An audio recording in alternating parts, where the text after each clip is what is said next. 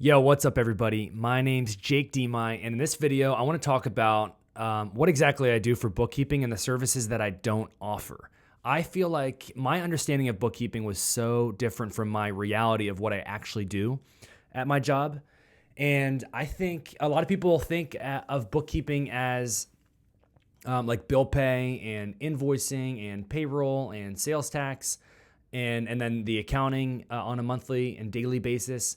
And I just want to set the record straight. I want to show you and explain to you exactly what I do and why I do it, because I think it is important. And I think a lot of people don't jump into bookkeeping because they're intimidated by all of the like admin stuff that is typically associated with bookkeeping. What I am is I'm an accountant that does bookkeeping. And there's a big difference there. There are bookkeepers that they're like a full service bookkeeper, and they do it all. They do the bill pay, like I said, they do the invoicing, but that's not what I do. I do monthly bookkeeping in QuickBooks Online, and I manage the QuickBooks Online subscription. And so if you're thinking about starting a bookkeeping company, consider following my path. Consider doing what I'm doing because it is the most profitable, it's the most stress-free, it's the most delegatable, it's the most enjoyable kind of work you can possibly do. Bookkeeping is so different from every other business, in my opinion. There's recurring monthly revenue. There are like no headaches. Well, I mean, there are headaches. I don't want to, make it sound that good, but there are headaches, but it's very low stress. And especially I'm 4.5 years in, and I pretty much know everything there is to know about QuickBooks Online. There's no question I can't answer. And my business is doing about $20,000 to $25,000 a month in revenue for my bookkeeping business. And so if you're listening to this, you probably want to get to where I'm at, or maybe you're ahead of me and you can give me advice. But I'm going to share with you what's worked for me, and I'm going to share why I've hyper-focused and I've provided structure and clarity around the services that I provide, because I think it's really important for other people to do the same thing. So the first reason why it's important is because of the monthly cadence. The rhythm to bookkeeping is, in my opinion, it's best when it's done on a monthly basis. I know there are bookkeepers out there that do it on a weekly basis. They jump into QuickBooks every day, or they're doing bill pay on a week-to-week basis. The problem with adding all these other services, like accounts receivable management, where you're sending invoices and you're collecting bills and you're calling people and you're like heavily involved with the invoicing, is that you're needed on a day-to-day and week-to-week basis. Like your client's going to expect you to be in QuickBooks every day. Same with payroll. If you're doing payroll, then you're expected to run payroll every other week or every twice a month. And for me, I don't like that. To me, it's stressful. It adds deadlines that I can't keep up with. I don't want to be in Disney with my family and getting a call that I missed payroll. I don't want to find out a year from now that I filed the sales tax incorrectly and the client suddenly owes $10,000 in sales tax. I don't want to be doing payroll and find out while I'm on vacation that I forgot to run payroll. I don't want to miss bills. I don't want to miss or make mistakes on invoicing. So these are the things that I want to avoid. And with monthly bookkeeping, the way I do it, financial statement delivery and QuickBooks management, it's very low stress. The client does not expect to have it up to date every day or every week.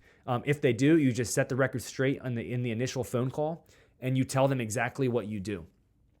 And so the monthly cadence, the rhythm to life, it's perfect. I have it set up perfectly. Every month, the beginning of the month, it's a little bit more work. I have 50 clients. I just kind of go through it one by one. My employee basically does all of the ongoing monthly work, the stuff that I've already created processes for. She's going through, she's doing the work, I'm reviewing it, and by like the 15th or 16th of the month, we're pretty much done. We're in the last week of the month, and I pretty much don't have any work to do, actually. I do have some cleanup work, and I have some like emails that that I need to really dive deeper into. But for the most part, my employee, I told her that she can basically do whatever she wants this week. There's a couple loose ends that we're tying out, a couple updates to QuickBooks files that we're going to be making. But for the most part, she's going to have off maybe 2 or 3 days this week, and I've left that totally up to her. If she wants to get ahead for next month, she can. If she doesn't, that's up to her. It's totally up to her. So I just wanted to give you that picture into my life with the monthly rhythm. I don't have any deadline except for the deadlines that I impose on myself. My clients expect to have the financial statements delivered by the 15th of each month. And some clients prefer to have it finished earlier in the month, and so they pay an expedited fee. For the clients that don't care, I send it to them whenever I'm done. And sometimes it's towards the end of the month, and they know that, they're expecting that, and there's no rush. If for whatever reason the client really wants to know their financials and they're not paying the expedited fee, sometimes I'll just do a kind of a courtesy, like, yeah, that's fine, I'll get it done a little bit sooner. But if they ask for that continually, I'll bring up the expedited fee. And then also I'll say that, for like payroll, for example, I'm not a payroll expert. It's hard to be the expert in everything. I'd rather be the expert in one thing and to be known for that one thing, because then it creates the ideal funnel. And it's hard to say no to other services because it's like low-hanging fruit. If you're doing the bookkeeping, it's so easy to just add the payroll, because payroll, honestly, with these softwares, with Gusto, with ADP and Paychecks and QuickBooks Online, it's very easy for me to just, take over, like to kind of like add the hours in, or to kind of be the person managing it and talking to the representatives. That's not hard, but it's just one more stressor that doesn't need to be added. So leave the payroll for the payroll companies. Leave the taxes for the CPAs. Leave the invoicing and the bill pay for the client and for their secretary. Because here's the reality. There is just a lot of risk with each of those things. I mentioned when I'm on vacation, I don't want to get a phone call about payroll not being run. I don't want to find out a year from now that I messed up their taxes. Too much risk. Bookkeeping is such low risk because ultimately, and obviously, like if you make a really big mistake with bookkeeping, like there is some risk there. You technically could be sued. I've never been sued before. And, I have insurance for that. I have, what's the insurance I have? Errors and omissions insurance. It's super cheap. I pay like $15, $20 a month for it. But it's very low risk. Like I'm not dealing with the governments. I'm not paying things. And so I love that about bookkeeping. It takes a lot of stress, helps me sleep at night. So I try to avoid the risk. And I always try to tell the client up front, like, okay, these are my responsibilities and these are your responsibilities. Because when I first onboard with a client, sometimes it can be confusing. Like, okay, I hired you to be my bookkeeper. Like, what exactly are you doing? And what I do is, like I said, I manage QuickBooks and I'll send them financial statements every month. I don't do the invoicing, like I said, and I don't do the bill pay. That is on the client. So what the client is responsible for is sending invoices. If they use that service in QuickBooks Online, they need to create the invoices and send them to the clients. And then when the payment is received, I ask them to mark that invoice as paid. Whenever they get the deposit, whether it's by check or cash or credit card, I ask them to go into the invoice and hit receive payment. That's their responsibility. And when they receive the payment, if they have a check, I ask that they put the customer's check number in the reference box. That way, when I go and match the deposit to the invoice, it's very clear to me, which payments have been received. And when they receive the payment and when they're responsible for it, then on a day-to-day basis, they have an up-to-date accounts receivable. And same with bill pay. They are responsible for entering the bills and then paying the bills and marking the bills as paid. My job is the bank feed. So I manage the bank feed. And the bank feed's where all the bank accounts and credit card accounts are connected. I'll go through, I'll add the transactions in. I'll match the deposits to every single invoice. I'll match all the expenses and the bills to the payments. And I will reconcile all of that to the bank and credit card accounts so that I know that everything is in there, nothing's been duplicated, and that everything is accurate. Reconciliation is key for a bookkeeper. A lot of people don't do it, especially the DIYers out there. And so and one other thing I do too is I have to deliver accurate financials. And so I will review the accounts receivable aging summary in aging detail. And I'll look through it. And sometimes there's obvious mistakes. Sometimes the client will receive a payment, but it wasn't actually received, or they They have like the dates messed up in the invoicing. A lot of that will come through with the AR, the accounts receivable aging summary. It'll show you when things are old, when things are current. It'll show negative balances in there. And so I review that to make sure that it just makes sense. And if things are old, I'll tell the client and be like, hey, Joe Schmo hasn't paid you in 90 plus days. You might want to reach out to them to figure out what's going on and when they can pay you. And so I'll help with that. Same with accounts payable. I'll do the same exact thing.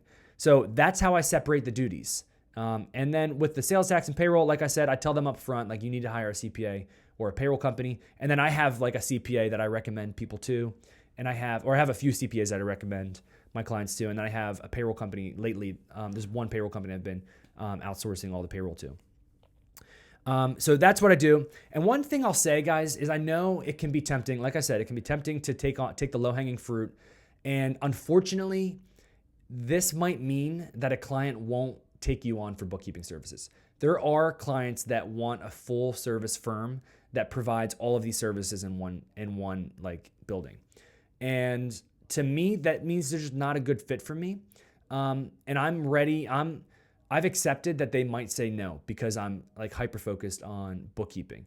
And that's okay. There are plenty of businesses out there that just need bookkeeping and financial statements on a monthly basis. Plenty of businesses. I have zero concern that that's gonna dry up. Also, I'll say that I'm not worried about everybody that I'm talking to. Like, what if all 1,000 viewers started their own bookkeeping company? That's a lot of competition for me. But honestly, I'm not worried about the competition because I'm that confident that there are so many small businesses out there that need good bookkeeping. And the list is just continuing to grow. People are becoming aware of the need for bookkeeping now. People that have been doing it in spreadsheets, people that have been trying to do QuickBooks on their own, they're finally coming to terms with the fact that this is a very easy service to outsource, and they're coming to me. I'm getting lots of clients. I just got a call today. Somebody was using QuickBooks Desktop. They are a growing business, but they feel like their deposits are overstated and they need somebody to clean up the 2025 bookkeeping. So I'm taking that over. Well, I'm going to give them an estimate today to take it over, and we'll see how that goes. And then a couple other things I'll say, guys, is bookkeeping is when you just focus on bookkeeping, it's extremely profitable. I charge anywhere between $400 to $500 a month. I have one client that pays me $850 a month. I actually had a client that was paying me $2,000 a month, and they just totally ghosted me and didn't pay me. That's a different story. I posted that on LinkedIn if you're interested about that. But for the most part, people pay me between $400 and $500 a month, and I spend like 1 or 2 hours per client, and get this, per month. Okay? So imagine that. You're getting paid $850 per month, and you're only working on the client 1 or 2 hours.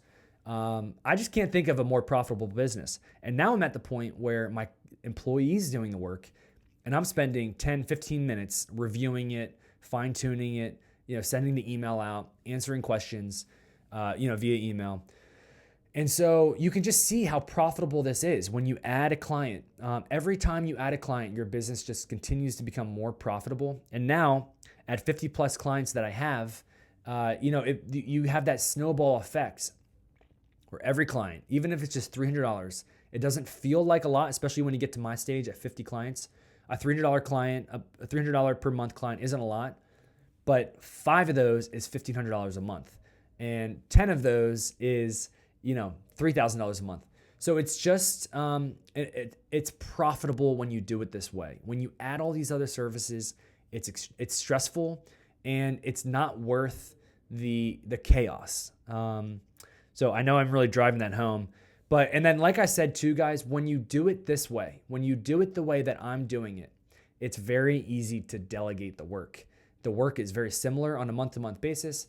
My employee, who's fully remote, is basically able to do everything. I have Loom videos, created training videos for each of my clients. She can watch the training videos. She can watch how I did it, how I, like my special process for each of my clients.